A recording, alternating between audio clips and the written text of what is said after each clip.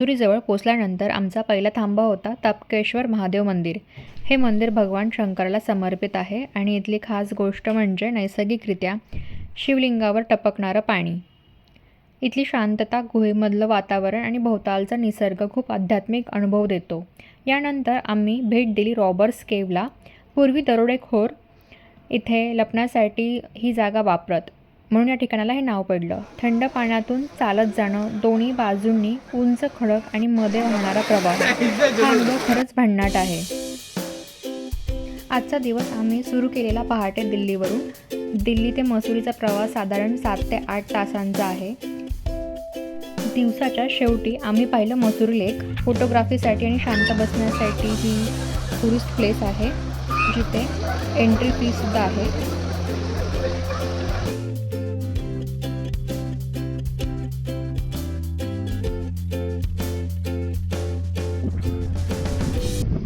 दिवसभराच्या प्रवासानंतर आम्ही अखेर मसुरीमध्ये आमच्या हॉटेलमध्ये चेक-इन केलं आहे आणि हा हॉटेलचा व्ह्यू आहे.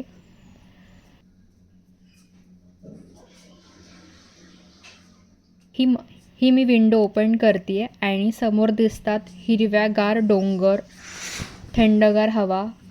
पाहून मन शांत झालंय. शहराच्या गोंगाटातून अशा ठिकाणी येणं म्हणजे खरंच वॅकेशनचा चांगला आनंद घेणं. आम्ही करत आहोत गरम गरम डिनरसोबत. स्टार्टरमध्ये मी माझं आवडीचं मंचाव सूप ऑर्डर केलं आहे.